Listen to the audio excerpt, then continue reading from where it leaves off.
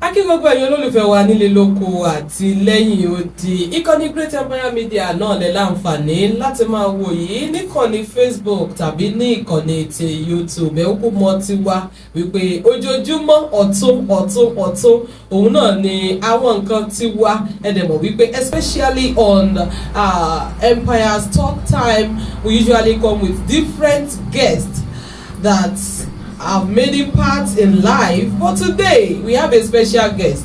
You see, this my guest is someone so special to me. He's my boss and he's someone that's really made impact in my life. Impact yẹn ò dẹ̀ tí ì tán. Lára impact yẹn náà ni pé wọ́n make sure pé àwọn wá síbí báyìí lónìí. Yàrá ilé ẹ̀kú ti mọ̀ ọdún ní mi kì í ṣàìmọ̀ fún lóko. Blessing ọmọ èyí kálẹ̀ mi jẹ́ oriented ní bí oriented ẹni ọba ń kẹ́. Ọmọ pupa bíi táyà mọ́tò. Ọ̀gá mi náà ẹgbẹ́ ẹ̀mọ̀ níwọ̀n o, but wọ́n ní ẹnu oníkàn láti ń gbọ́ pọ̀n, ẹnu ọlọ́fà láti ń gbọ́ mọ́ta ẹjọ́ sà, with all due respect.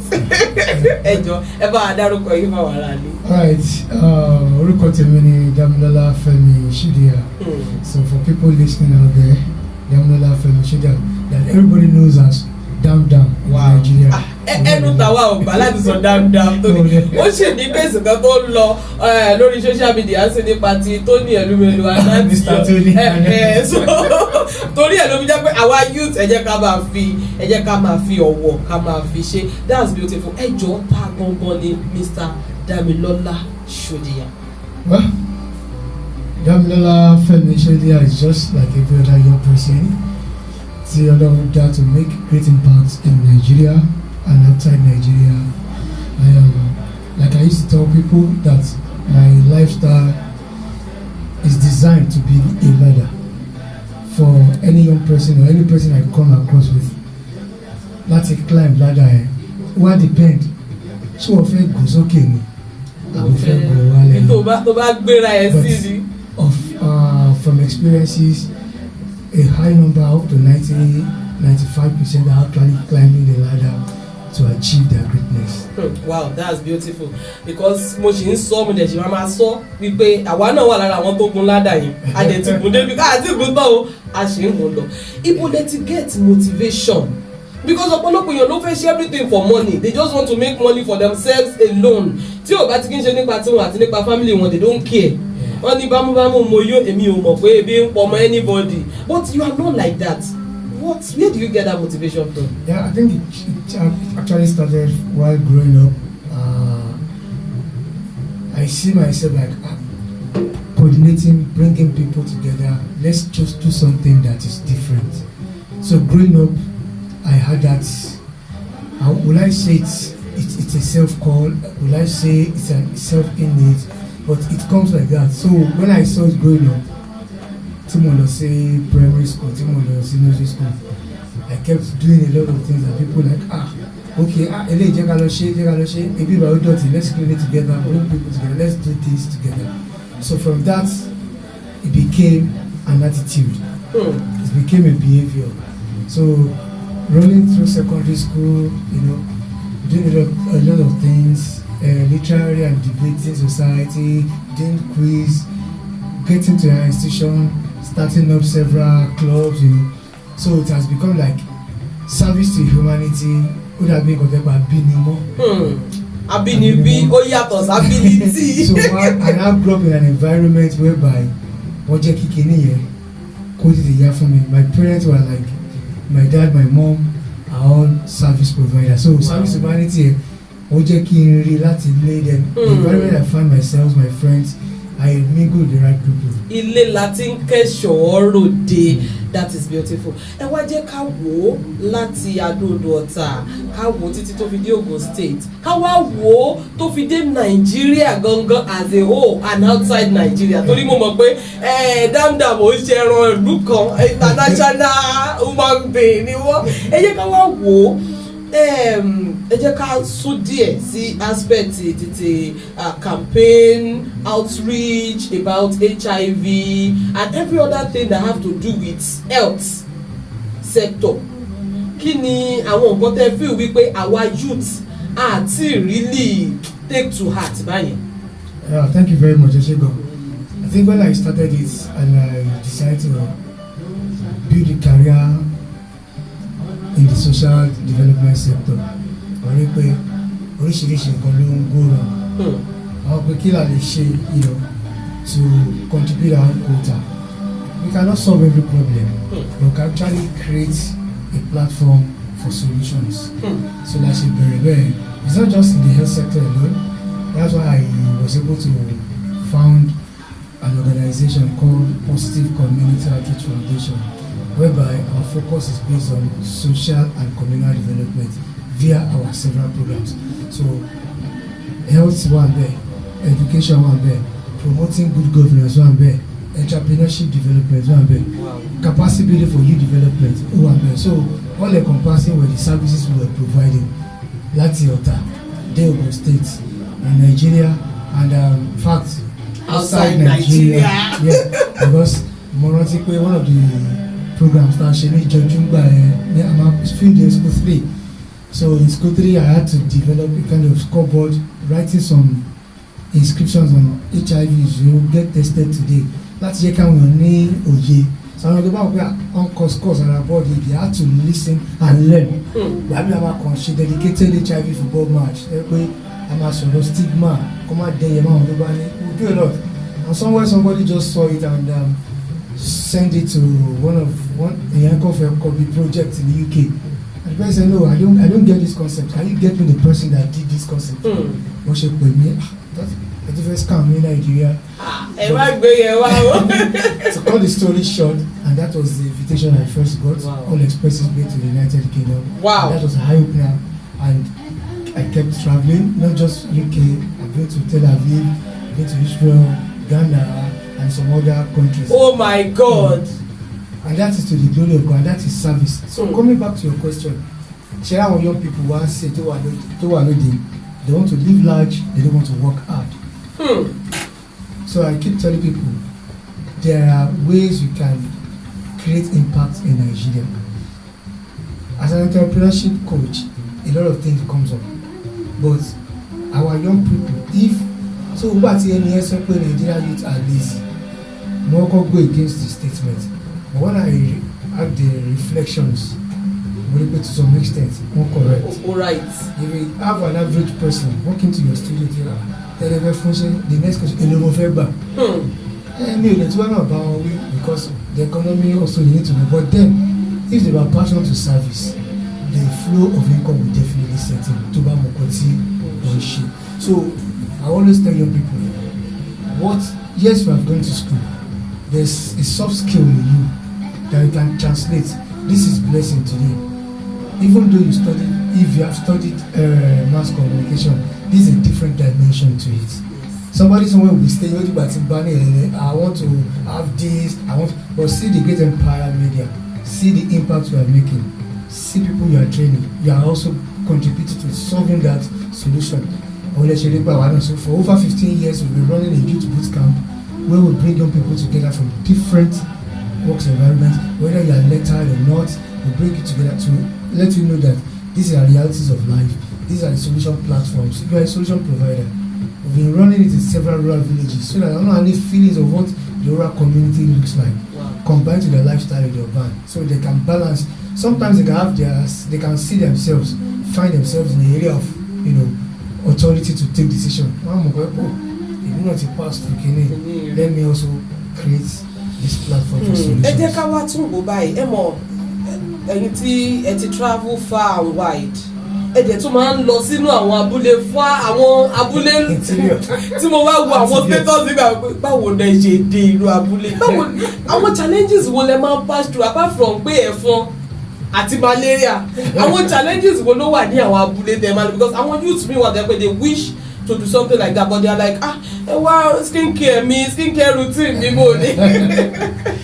So can you come and expect àwọn challenges wo ló máa come and look up to? Number one, àwọn sáwọn challenges tá a máa rí ni pé àwọn tó wà ní ìgbèríko abúlé yẹn sometimes wọ́n ti máa mount a bridge pé àwọn tá à ń bọ̀ yẹn bẹ́ẹ̀ ni pé a ti marginalize wọn.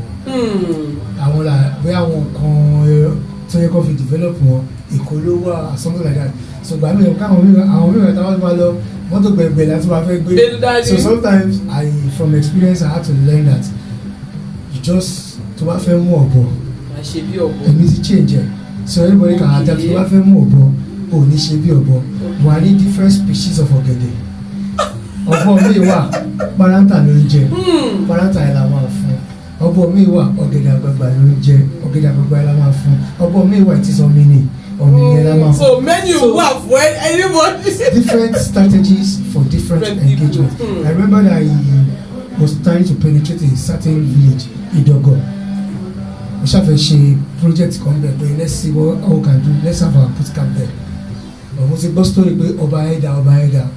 So I just drove. I was driving along a belt and I saw the plate number on Idogo. I had to, increase my speed over 2 km and just cause him to stop. I was scared. Ṣé kò ṣàwọn ará bí o? Kábíyèsí o, báyìí ni o, a máa ṣiṣẹ́ ìdàgbàsókè náà, ó dẹ̀ máa wọ̀ mí ká wá sí mi. So when I got there, with my experience as youth development, I finished everything with the king. Ọba gbà wá pé ó yẹ àbá kẹrù débẹ̀, àwọn ọ̀dọ́ bá yarí pé gbọ́dọ̀ bá ti káwọn àlejò wọn lòlù without carrying the youth along. Despite my experience in advocacy and community engagement, my thought was totally actually buying over. And the youth came, they wanted to fight with us. I said, okay, the youth come, let's talk. But then don't bọ̀ tó wá dé oúnjẹ àgbàdo ni bá gba àgbàdo lọ́rọ̀ bá kan. Kájọ máa jẹ́ lọ. Ṣé lọ́gẹ̀dẹ̀ tí mo lò fún sí mi? Bá gba àgbàdo aṣáájọ jẹ àgbàdo from there. Ẹ ti jọ jẹ lérewé nìyẹn. Ohun mìíràn yà ni ọkọ̀ bá mìíràn ẹ̀wọ́ ní kẹ́ jókòó. Bye la ṣe. So when I communicated benefits, they saw the development. In fact, àtiwá nǹkan tá a plan for, now you can kill the youth into the groups. Ṣé nǹkan tá a fẹ́ till date lẹ́yìn ìdàpá lọ sáwọn abúlé a máa lo 2-3 years àti fẹ́ lo bí 6 years nílùú yẹn. From date nínú àwọn ọ̀dọ́ tá a develop is also a broadcaster now. Wow. From date àwọn kan tá a develop ẹnìkan tẹ́ pé kò kàwé ṣùgbọ́n arígbó ní skill ó mọ náà dá lọ́kùnrin. We pushed him to having a mini restaurant. Beautiful. So we do that. So challenges to one very pé tí àwọn bá ti pé àwọn tó ń bọ̀ yìí their àjù wọn lọ. So we máa ń try àti balance ẹ pé kò sí we can work together kò sẹ́ni tó jù lọ opportunities ló yàtọ̀. So you understand, that is one. 2 tábàdà àwọn ìlú mi money gratification kí ló bá dé ẹ fún wa lówó tẹ́ bá fún wa lówó ẹ ní ṣe gbá. So here I ma communicate benefit. I remember I did a project in Itekun village. I brought then Airtel and Jensen V-Mobile nígbà yẹn. That's because we did the low back malaria project. Wọ́n fún wọn ní borehole wọ́n ṣe gbá. The community saw the other way one man long so one thing I normally do to for any result I will not plan the project for the community. I will plan with them. You will not plan for them. I will plan with them because I want to first school to borehole. Impact. So when we now plan together from the planning stage, I involve everybody needed to be involved. By me, our farmers of Tabango, how do you now mobilize resources? Before you know it, I will channel them our advocacy and our shady people will look at our more we can contribute and we are getting that desired result. Wow. So one thing that always allow us, even our time face surmount the challenges, and the passion is there. So irrespective of what the challenge is, like the passion keeps driving us to say that you have a focus, you want to achieve this dream. So not them fún wa ṣe. Ọ̀rẹ́ pé orúkọ down àmì òfin orúkọ mi gan gẹ́gẹ́ Dammylola ti wá down. So sometimes when I see these results, it makes me self-fulfilled. Keep telling you, if you want to measure the wealth, you want to measure the success of anybody, I'm not going to look at how many houses you have built. I'm not look at how many cars you have bought. I'm not look at how many mansions you have. Rather, I'll look at the yardstick. How many people have said, if not for you, if not for you, if not for. So if I have an exciting number of saying, if not for you, then you have actually created something. Wow, that is beautiful. Àmọ́ ká tó máa lọ, mo fẹ́ bi yín léèrè. Ǹjọ́ tí jọjọ́ kan wà that you thought of maybe I should just stop this and kí n wá nǹkan mi ṣe àbí I'm just looking out for other people, what am I getting from this? Okay, yes, people know me, people appreciate me. Appreciation kan lèèyàn fi máa dín atara ìsìn òbí ẹ̀mí á lọ wáṣẹ́ mi o. Is there any time tẹ́ wo pé mi ṣe mọ́ mo fẹ́ lọ wáṣẹ́ mi ṣe? In fact àwọn ọ̀rẹ́ mi gan máa tún pè mí pé ọ̀pẹ ṣáà lọ wá salary job nǹkan ṣe báyìí, and you know when you are not, when you have some staff tó ti tètè fún ọ lówó some will go, you can't blame them. Sometimes so gẹ́gẹ́ bí ẹ̀dá ènìyàn you will look at it, but tó bá rántí bí tó ti ń bọ̀ and you know where you are actually going, you look at it. For àwọn ilẹ̀ púpọ̀ wà gẹ́gẹ́ pé in Ogun State and Nigeria tẹ́kùn mo ṣe salary job náà tí lè kọ́ lẹ́kùn kí n ṣe wọlé. At least ọba ń dárúkọ àwọn tó ń ṣe NGOs in Ogun State, wọn lè dárúkọ first stage kan wọ́n dárúkọ down.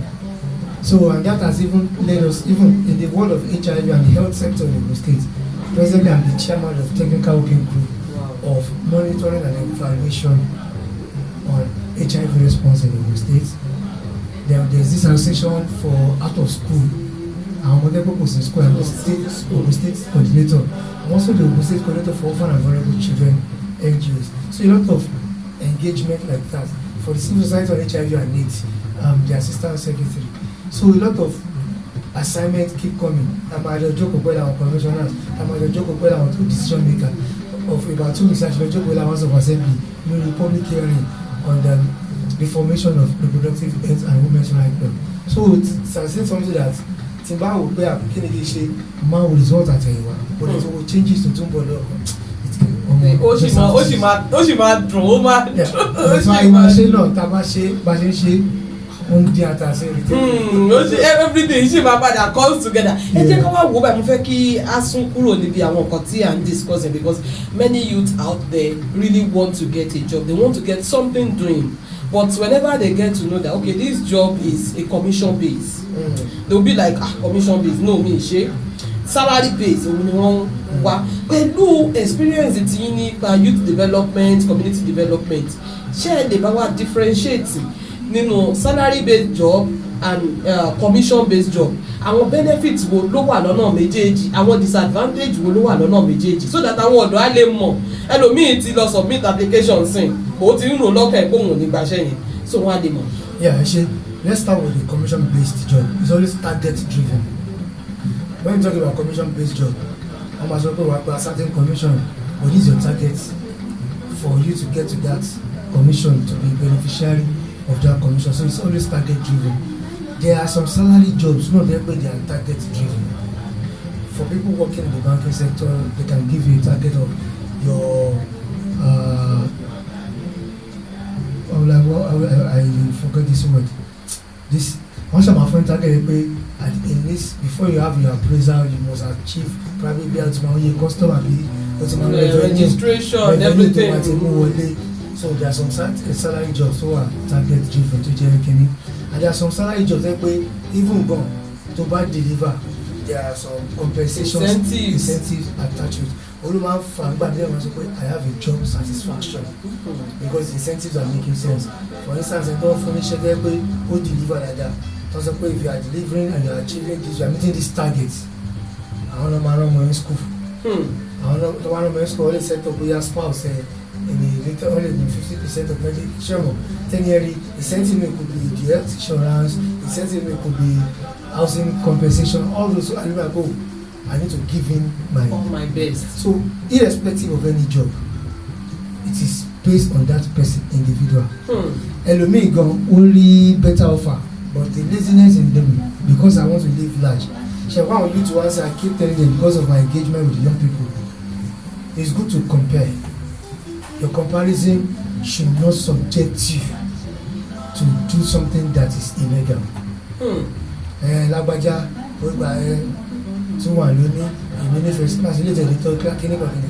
it's good to compare so that I hate the work plan. But then when you are comparing, weigh your options.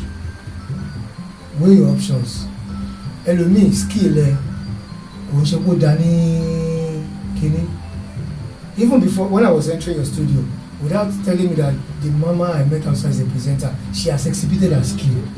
So if I'm somebody who is looking for, mo need Yorùbá presenter wọ́n ti ṣe soft skill wọn. láì submit CV.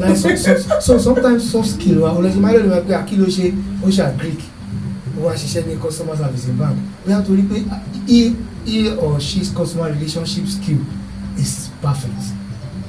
So máa sọ fún àwọn youth wa if you want to venture into anything do a feasibility nǹkan tí mo fẹ́ ṣe àwọn ló ti ṣe rí tó fail nǹkan tí mo fẹ́ ṣe àwọn ló ṣe tó succeed. Those who succeeded, what are their ways, what are their strategies? Those who failed, what made them fail? You now weigh the options. For this, I think I can overcome this failure, I can do this. Running NGO for over 20-something years, you should know what it is. I don't know what they're now, what to go back with it. What is the plastic chair? But if you still go back to the office, you still meet it.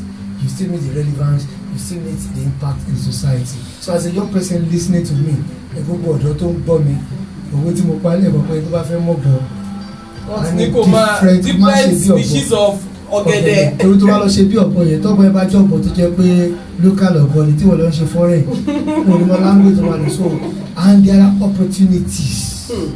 There are opportunities. Momentum nìkan lórí one produce chin-chin, ọjà ọ̀wá kẹ́lẹ́ kan. I started from you need to discipline your business. Mama ọkọ ẹ wá o ti fi ṣe wọ́n lálejò èmi náà wá o fi ṣe everybody o ti jẹ profit there. So now let's be creative about the chin-chin. Don't reduce your quality because your product will sell you.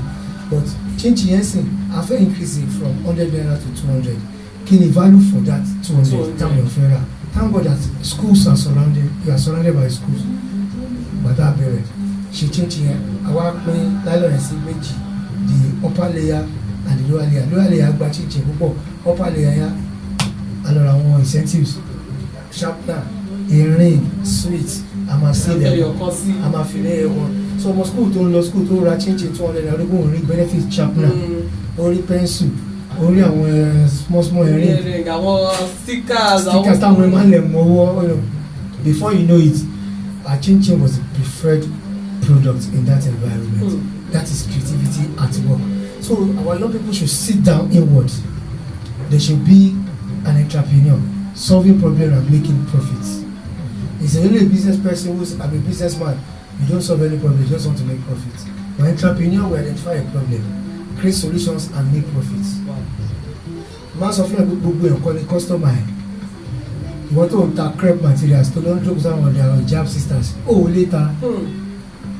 But tell pa wire institution àwọn ọmọ tó touch you can sell. Àbẹ̀bẹ̀ tí mo ń ta hijab tó wà lójú òkúsẹ́ nínú church. Mo lọ sí ibi ọ̀dọ̀ àwọn ọmọ Obe. Mo lè ṣe business lójú ara mi ní àgbẹ̀.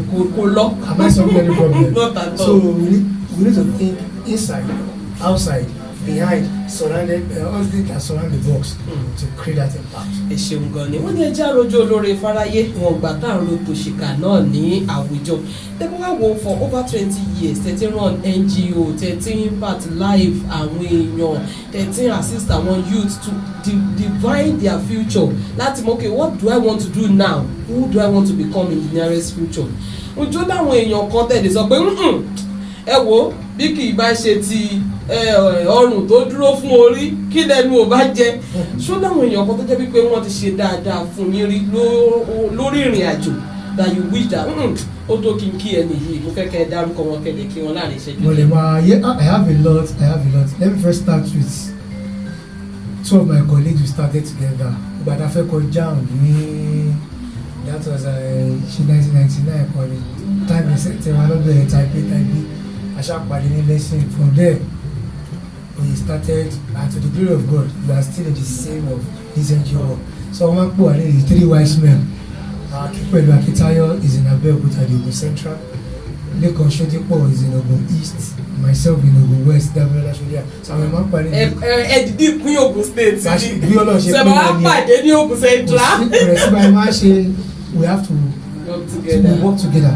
Tẹ́lẹ̀ mo níṣẹ́ ìgbẹ́ṣẹ́ bíbá ẹ̀ tọ́hún náà mo ṣe so they are there and you will give kudos to them.